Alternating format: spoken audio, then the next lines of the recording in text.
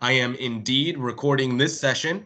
This, like all of my other classes, will be made available on a YouTube channel that I manage. I will link to it in the recap that I blast out to you guys. And with that, we're going to go ahead and get started. Just general housekeeping. Please put all questions into the chat. Otherwise, if you would like to unmute yourself and ask a question, I do questions at the end of the session. So either way, I will review all of those at the end. It's Friday, so I want to try and get us out of here in definitely inside that half-hour window. As I said, there's a real basic course. There isn't too much to it. I really want you guys to take this stuff and run with it and start to incorporate it and figure out how you can, like I said before, utilize it to make sure you establish yourself as that expert in the market in the region and continue to be that resource of information for your client pool. I'm going to go ahead and share my screen here. And the first thing we should all see is my CB desk, where we are getting started. We're going to talk about two specific tiles today, where kind of the broad strokes of all of the aggregated data that we collect gets organized and put into presentations for your use. Before we get rolling into those apps, I'm going to go ahead and just define some vocabulary terms that you'll hear me use. The most common ones are in regards to actual statistics, the terms mean, median, and mode. Just to clarify for anybody that has trouble remembering what is what, your mean, that is your average. And just like any average, that is going to be the value created by adding all of the numbers in our data set and then dividing it by the total amount of numbers. So if we have 7 numbers, we add them all together, divide by 7. That's how the average or the mean is calculated. The median is just what it sounds like. A median is the middle. And that value is determined by ordering all of the numbers in value. So if we're talking houses, let's say you've got 10 houses, and we would order them from least valuable to most valuable. And whatever number is in the middle, or in this case, the average of the 2 numbers in the middle, creates the median. And finally, mode, one that you may not hear as often, but definitely a valuable term to remember in these statistical readouts. Mode is essentially the frequency. So mode refers to the number in a list that occurs the most often. So if we had 1, 5, 7, 7, 7, 8, 9, 10, 7 would be the mode.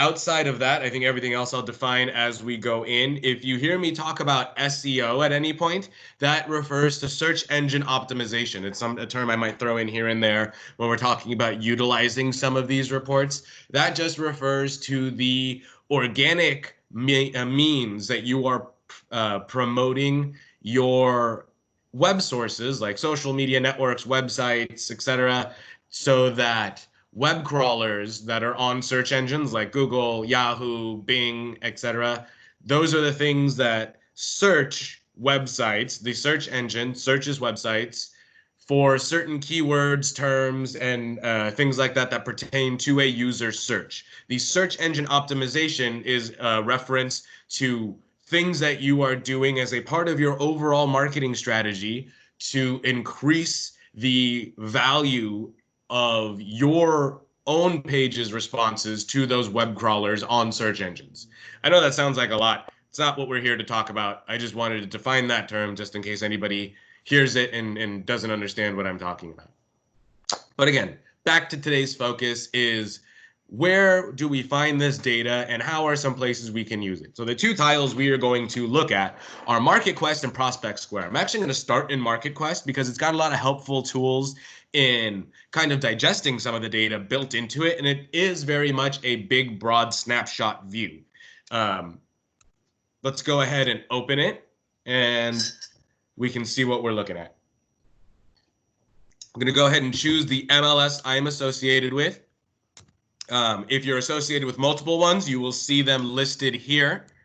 Go ahead and choose whatever one for your specific market that you would like to see data for. And here is the build out section. There are essentially 3 different reports that can be created from this system. There's 2 versions of the market action report. We'll put a pin in that because I'm going to get into it in a second. Then there's the market trends and market share. All can be created quickly from this system. To choose a different MLS, you would click this little button right here if you are in the wrong one. Property type, default is going to select single families, townhomes, and condos. If you would also like to include mobiles, lots and lands, commercial, etc., all you have to do is check it to turn it on. REO versus non-REO, all is the default for REO property. Price range, default is from 0 to 9999999,999. Date range is going to go from the last 12 months. Market trends only can be viewed in 25-week or period-to-period variances. Otherwise, every other report can be last 12 months, year-to-date, month-to-date, or create your own value range.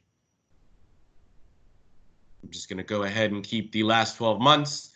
Group by is a category only available to the market share report because we're going to try and see how we want to group the market share by brand, broker, or office. And the rest of it is filtering to what area we are looking at for that specific search. So the default is county, but you've also got MLS areas. As you can see, all of the values down here will change. Zip codes. School districts. Subdivisions, and cities. So I'm going to go ahead and just look at the county data for a broad measure. And let's look at one of the counties I'm in. Let's go ahead and look at Monterey County. I'm just going to go ahead and choose what I want from this list, Monterey, and click on this arrow to move it over into this section, which is the areas included in the report you want to generate. All you have to do is click the little add arrow to add things, a little like this. And then to remove things from the list, if we go, oh, I don't need Fresno, I'm going to click the one below it to send it back to that main one. Just like that, we're all set. So I'm going to view the market action report for Monterey by clicking market action, and it's going to go ahead and generate it for me. And there we are. So this is the action report for April 2020. Starting from the top, you can see we've got a profile overview and trend numbers. You can switch these from the arrows to values. I'm a big fan of the values, so I'm going to go ahead and click on that, and we'll see everything update in just a second to its actual value. There's a handy little check bar up here. You can hide price per square foot for the area if you would like. And as you can see, those things will disappear or reappear if you uncheck or check that. You can also separate inventory, new listings, and sales graphs onto the separate PDF if you'd like to export this as a PDF to incorporate to a market presentation that you're doing, or a listing presentation, or a virtual open house, or a regular open house. Again, whatever the situation may be, obviously thinking not just in our current situation, but beyond. But the most important thing I stress about this and any data set that is made available to you that you can share with your client is don't give away the farm. Meaning, never just present this data to somebody and let them walk away with it and digest it on their own. Always review it ahead of time. Front load what is important for them in the messaging that is going out to that client. Again, reestablishing yourself as that knowledge base and wealth of information. There aren't very many people that are going to actually read through this because they can get it from all kinds of agents. What's really going to set you apart is what you utilize this for and how you take that market data and explain it to them in consumer speak, right? Make it easy for them. And if you keep it simple and front load what's important to their situation, they will always come back to you to get those kind of answers. Now, moving into this report, the last button obviously up here is return to search. That would take us back. Not going to do that right away. Modify header. There isn't a lot you can do with this. It's just making sure that this information is correct. The photo here is from your, I believe, your CB1 profile. So if you need that updated, reach out to your field marketing specialist or fill out one of the market request forms, and that can get updated for you. let's start looking at some of this. Obviously, the first big thing you see is the trends. We've got this handy reference guide here to let us know what all of these abbreviations are for up here. Obviously, LM, last month, last 3 months, prior month, same year, last year, year to date, prior year to date, and prior year. And whatever we have values for, you will see a value set in there for. Median list price of all current listings. Median, that lets us know we're talking about the middle, and I'm looking at Monterey County as a whole. So the number either right in the middle or the average of the number right in the middle of all of the current listings on the market is about a million, a little over a million. It's about 2% over last year and about 11% over the prior year, same month prior year. So these are great things to know for someone who's interested in selling. Average list price of all current listings is a little over 2 million. So that's a no change, but up 5% over the same month last year. So everything here is very straightforward. Here's where we start getting into the graphs. And now just a quick overview of what's important about graph reading. You have got your values on the left here. This is your y-axis. That is going to, more often than not, account for quantity. All of your vertical axes will account for quantity. In this case, we are looking at property sales. So these are units. And on the bottom, your x-axis, which runs horizontal, is usually going to be time. And if we look right here, we've got months of the year. So this is May 17, June, July, August, September, October, November, December, January 18, Feb, March, April, May, June, blah, blah, blah, so on. And what we see here, starting at the 3-month mark in the graph, is what is our 3-month average. So that is going to be the trend line that we are looking at for sales. Plus, you've got this handy summation to help you start to understand what this graph visually is letting you know, and what we can read by any given point by looking at, let's say, April of 19, we had 254 units sold, and that is an upward trend at the start of the year, but that is roughly, if we look from this point right here, our average was about just over 250, and then we can see, well, let's look at February, because that's both right here. We've gone down a little bit from that point.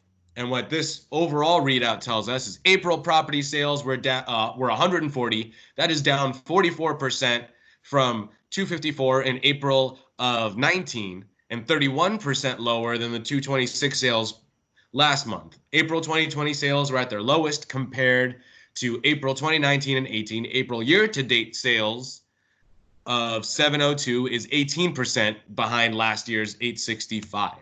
Meaning, you know, this change in our market because of the coronavirus has indeed created a shift in property sales, predominantly because we know that there are fewer properties on the market.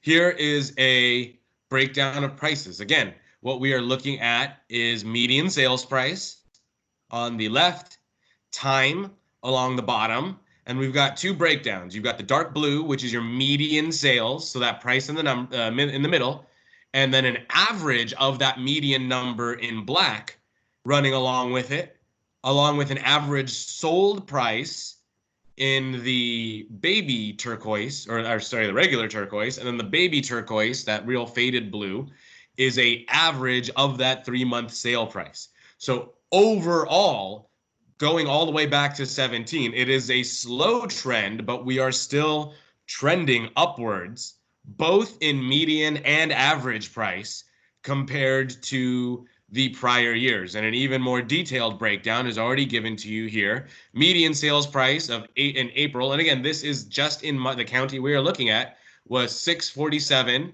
and that is up 8% from 595 in April of 19. Inventory and MSI.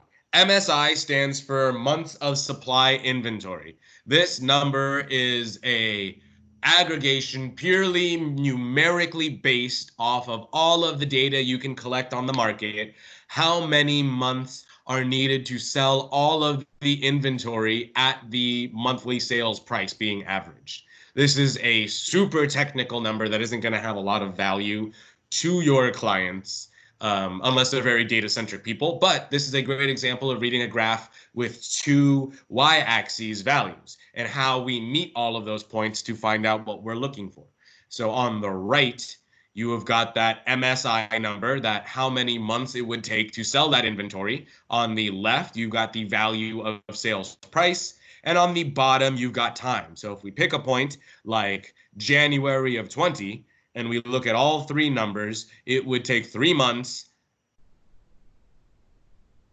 Well, actually, sorry, we would take all of these data points and then look at the MSI point on the graph, which is right here at 3.5. So it would take about 3.5 months to sell all of the market inventory at sales price for January of 20. And there's tons of great stuff in here. Again, the same way this all breaks down, it gives you all of this lovely data, and it gives you a little readout made available for you to use, again, for how you can see yourself providing this information to your clientele based on their needs and their individual purpose to be that wealth information for them. I'm going to go back to the search and show you what if you wanted to indeed email this out to a client because they were asking and you wanted to front load some of that information and talk to them. That's where the HTML version of this report comes in. Same exact theme, same exact breakdown, same exact options up here. I'm going to show trend values.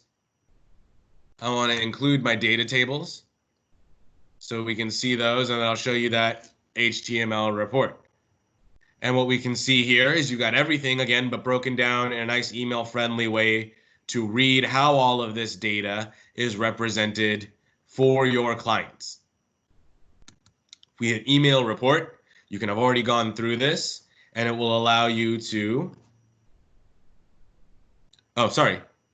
it will send you a copy, got ahead of myself, send you a copy of these email reports, which you can then forward from your email to your client, having gone through it. I'm just gonna hit forward here, pop this out, and then perfect. I can delete this stuff from the top, and we've got my market action report. I can give it a title, or more importantly, instead of deleting that space like I did, I can keep it here, move my cursor into the middle and type, here is what is important to know about this market report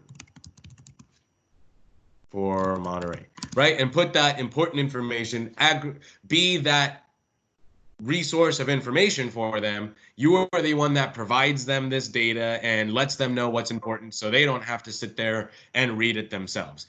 The best way to do this too is if you can film a little video on your cell phone of yourself saying it, include it in that email as an upload. I know that's getting really technical, but for those of you that are tech savvy, you can embed a video into that email. People hear with their eyes. If you can tell them this information, or set up a Teams or Zoom call and share your screen and show this by sharing your screen with them and talk to them, and again, be that resource for them, it is that much better in regards to how you position yourself in your client's mind and being that person that they want to come back to for market information.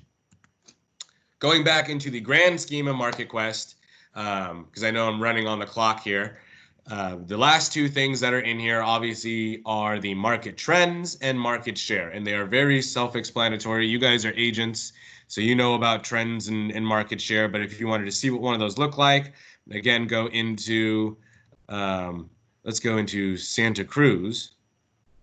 There's Santa Clara, there's Santa Cruz. And I can do by broker, and let's look at market share. Again, over the last 12 months, including single families, townhomes, condos, and mobile.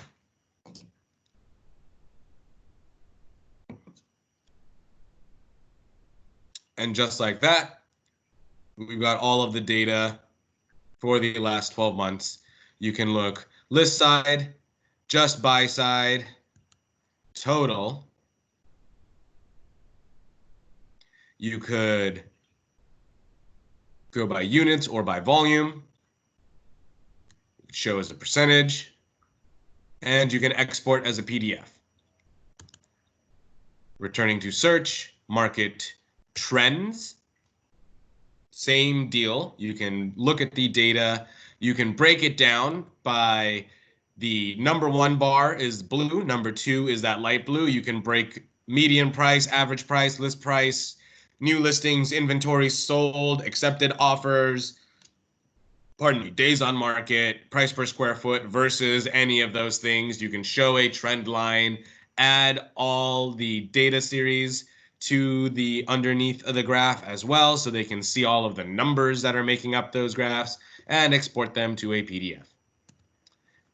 The last section I'm going to talk about is Prospect Square. I'm going to do this real quick because we've already gone over how you would read this data. And again, this is another space where you can use this stuff to make yourself that resource of information for your clients. Now, much like the market action reports, these start and are broken into several sections. So I'm going to go from my landing page on Prospect Square. We're going to go right into reports. Oops, I need to go into an agent. Sorry, I am in my admin account. I need to go into an agent real quick so I can demonstrate this. So we are on the landing page, and what we're going to do is go into those reports, and I'm going to start by showing you the quarterly report, because much like the market action report, it starts from a 30,000-foot view and allows a consumer to zoom in and narrow in from there. So what does that mean? It starts from the county view and then moves into cities and towns from there, and then subcategorizes by just single-family homes and then condos and townhomes even further from there. So looking at a quarterly report, and the advantages again here are it allows you to be an active agent. This stuff is already prepared and already ready, so you could go and click new and send it out to a client, and whatever they receive, that link they get is always going to dynamically update whenever the reports are updated by the company. You give the report a name, browse a contact, add a new contact, browse an area you would like the report to show, preview or send, or you can just preview one of these reports out of the gate and grab it to send it to an individual right here in this system by going and clicking on preview. These are the links that you can use to share to a client, and they're already, again, generated based on the account information in my account in this system to just put in your data, and then bam, everything we've got is right here. We're looking at the quarterly report for Santa Cruz County, Q1. You've got number of sales broken down Q1 of 19, Q1 of 20, new listings, average days on markets. Top is single family homes, bottom is condos and townhomes. Real estate snapshot. Again, this is super broken down into single families versus condos. It is a much more detailed report than the market action report. But like I said, this starts from that big zoomed out snapshot, and everyone can scroll through, see all of this great data in here. And more importantly, it's got these handy dandy breakdowns, again, for you to review this ahead of time and then front load in the email you're sending out to this client or the call you are having with them or whatever it may be. So you can click on that little question mark like I just did and see, how do I read this real quick? Well, this is giving us average sales price and average days on market. Again, reminding us that the average is the central value created by aggregating all of the values and then adding them and dividing by the total number in that set. This graph represents the average and gives you a trend line. And you can see, even when looking at this graph using Q3 of 15 as an example right here, we can see that the average days on market for that quarter were around 60 days and the average price was around $600,000. So we can see here we've got 60 days right around there, and around $600,000 is our price labeled right here. Average days on market is the black line, average sales price is the blue line. So again, looking at our graph, you could see Q1 of 19. Average days on market is way up here, almost at 60, and the average price is just shy of $1 million. Same thing for all of these. Anything you click on, you've got your handy dandy readout. And the best part about these and why I'm starting here is, let's say your consumer is flipping through them. And as you can see, you've got additional reports right here. All of these, just like any other of our systems, provides you, the agent, with analytics back to allow you to be a more proactive agent. So any report you send them, let's say I am Joe client, and I was sent this county report, and I looked at the monthly reports for Santa Cruz that we can get to right here, or as well as Los Gatos, Soquel, and Freedom. I looked at all of those reports, and, you know, that's what I took away from that county report. As an agent, you can go back here. Anything you sent out through this system, if you hit preview and share, you won't get the same kind of feedback. But if you actually emailed them one through this, you'd be able to get all this kind of analytics back. Plus, there's an entire analytics section in this that not only breaks down all of the reports and analytics from Prospect Square that get sent out, including Client for Life, but separates them to just Prospect Square reports. You can look just at quarterly reports, just at area reports, just at market reports, etc. What does that mean for you, and where am I going with all of this? It means, let's say I am that Joe client you sent that quarterly report for Santa Cruz County to. You could go into the analytics of the report you sent me and go, hey, I noticed that I'm going to go back to reports here and go to area reports. And you could say, I noticed that you were looking at the area reports for Santa Cruz and Soquel and blah, blah, blah. So I'm going to create a new area report. Same thing as the market reports. Same setup. We add the name. We add who it's going to. We choose what areas are being included in the market areas. And much like that, you know, they're already built by the company. They're updated. They're dynamic. And they're broken down, again, by area, as you can see, and then subdivided. So you've got Seascape as a whole. You've got Seascape just with condos and townhomes, and you've got Seascape just single-family homes. If you know they're looking for single-family homes, and you looked at all of those areas that they looked at specifically within that county report, you can be an active agent and follow up and say, hey, here are the single-family home reports for those areas you were looking at specifically. And here's some important information about those areas. Prices are going up. They are trending up. Sales, blah, blah, blah, whatever the data you know that is important to that person for them to know, you front load and talk to them and say, hey, if you need any other assistance, reach out to me. I'm here for you. And again, build that call to action and remind them that you are that resource. Last thing you can do in here, market reports. Market reports are different from the other two in that you have to create these reports, and they very much work specific to a consumer and a subject that they are looking at. Best example I like to use is actually for a group. Let's say you've got a group of contacts in here sorted, and they are a HOA group for a condo complex. You could have a market report on their specific area. We can put in the address, and we can go, you know, everything within 5 miles of that complex, and we can do just condos and go back only a certain number of days, blah, blah, blah. Make this as specific as you'd like, or just do a map search and draw an area, and then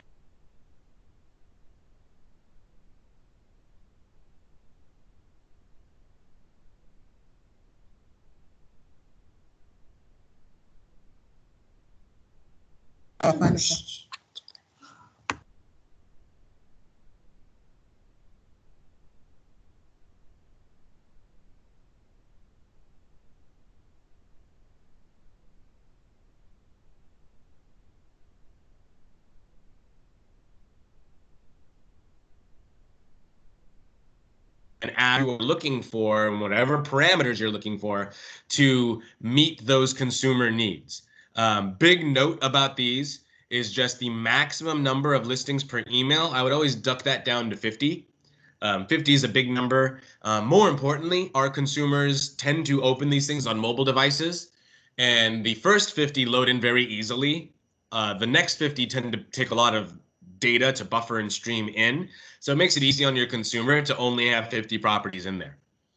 Again, frequency is edited here. Consumer type, because there's a preloaded email that goes with that. You can edit that in report settings. And any kind of description that you wanted to add, email subject, and report expiration. Again, don't give away the farm. These things, if you're sending something specific to a consumer, you haven't locked them in yet, make sure that that data doesn't just live forever and is being updated forever. Give them a reason to reach back out to you.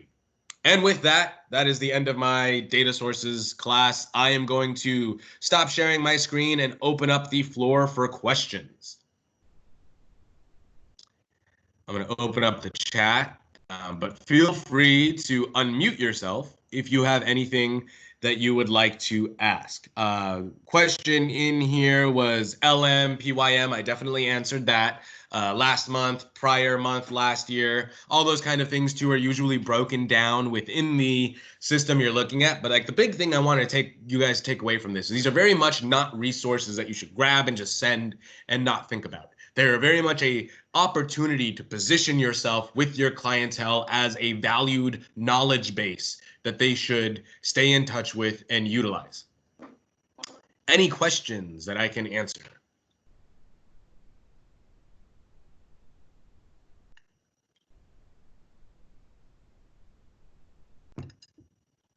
Awesome. I am going to take the lull as, everyone kind of understood what we went over today. I want to thank everybody for joining me. I will indeed send the recording of this to everybody that registered in Sales Pro, and that also links to my YouTube channel where you can get all of the other courses that I am teaching, or that I have taught. And then, as I said, I upload it to stay up to date with everything that I'm doing. Next week, I've got 4 classes that I am teaching. Topics are clients for life best practices, because we've got a new email that will be going out the second week of the month. It is already the first. So it's time to start, thinking about that warm contact campaign. I've also got a class on saving your listing concierge assets to OneDrive, or, cloud storage in general, but my specific example is OneDrive, and then a YouTube fundamentals class on creating a YouTube page happening next Friday. If you guys have any questions, feel free to reach out to me, as well as your field marketing specialist or your SSA. There is always a survey that I mention in the link, just like every one of my colleagues in that recap email. Any